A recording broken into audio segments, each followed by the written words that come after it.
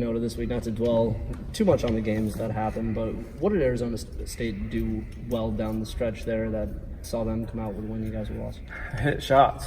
I thought they were very composed and executed well, and then if you just look at the shots they hit, most of them were contested.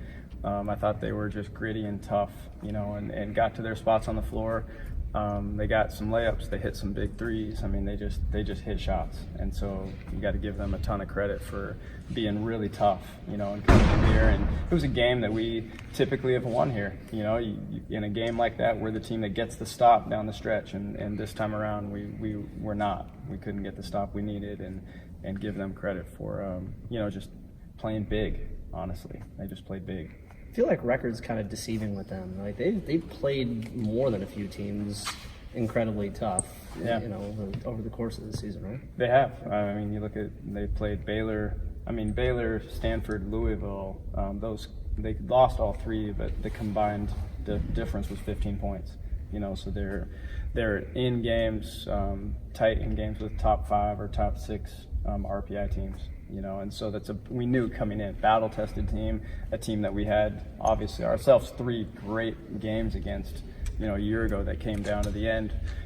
So it's no surprise that it was the same this time around, and so I thought their experience, they were the more experienced team together, and I thought that was pretty evident. They were very comfortable executing in big moments. They knew right where they wanted to go. They got the shots they wanted, and so it was a heck of a game. It really was. And so they hit the shots.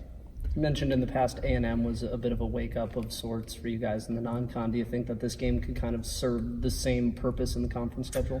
Yeah, I think it's if taken correctly, which typically we do, it's only something that could move the needle forward for us because they expose some things on us that we need to get better at. We need to play with a little more urgency defensively than we did, and push people off spots and not let people be comfortable and be a little more disciplined than we were, and so that's stuff that we look at and get better at, but you want to play against teams that play at that championship level, teams with that same intensity that, Arizona State always plays extremely hard, so anytime you play against them, you're being challenged in a way that's uncomfortable, and if you take that right, you're going to be better for it, so we've got some good film to watch. We'll be better for it. You hate to have a loss for sure, especially a home loss, but our option is get better, don't let it happen again. Interesting scheduling quirk to play the Washington schools, again in the same month. Just talk about, the challenges or benefits of playing a team, back to back right away. Almost. Yeah, I don't mind that a whole lot. We play Oregon back to back in 3 days or 4 days right every year, and so it is what it is. I think they moved the Civil War weekend to February, for the big Monday game, and that moved Washington's into this slot because normally this has been the week we've played Oregon in our schedule the last few years anyway, and so I don't see a big difference. It's just next on the schedule. We're going to play these teams. We've already seen them. So what adjustments? How are we both different? And let's go. Taya's had a really strong year, and she's continuing to get better. What have you seen the most out of her growth? Where have you kind of seen that, and how's that helped you guys? Yeah, she helps us a lot. She's just a fantastic basketball player. The game seems to come so easy for her. Her instincts are she's made to play. She's really shot the ball well, and that's just increased. She's just found her rhythm and her spots within our offense.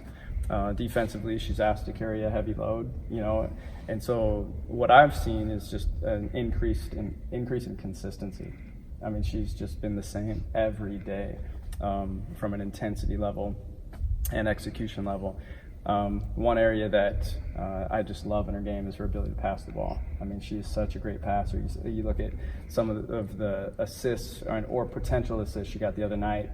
She had some high-low passes to Katie, to Joe, to Maddie that were outstanding, and then she's such a, she stretches the defense because, she's such a great shooter. And so she impacts us in every way. She's been key to everything we've done.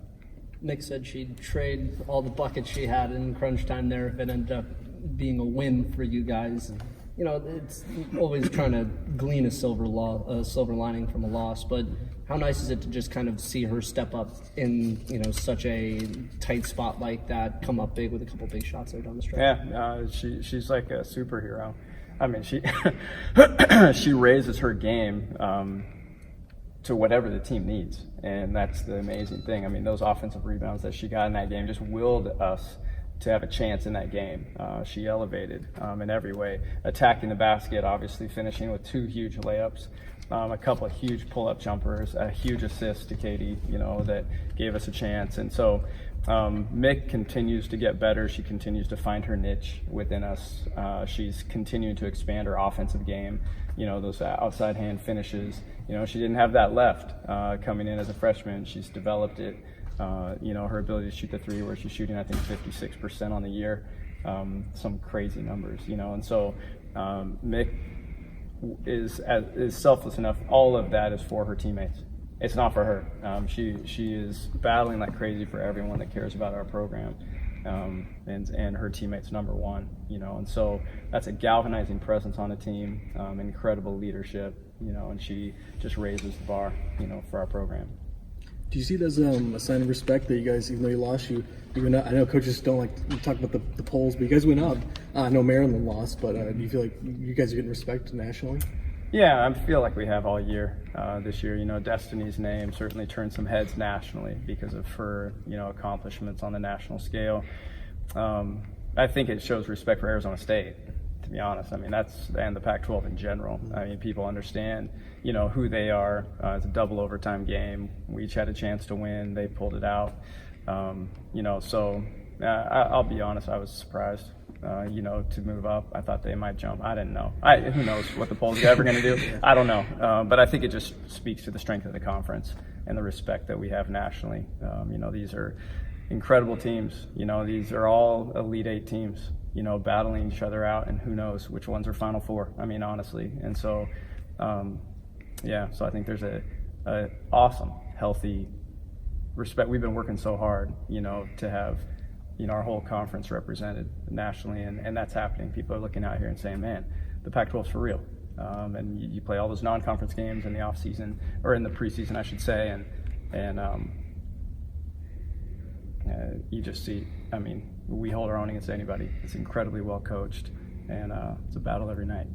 Now, if you could just talk to the RPI gods about moving you up. Oh, we can't do anything about that crazy RPI. I dropped you down to 32 on that. Yeah, I don't care. I can't worry about that.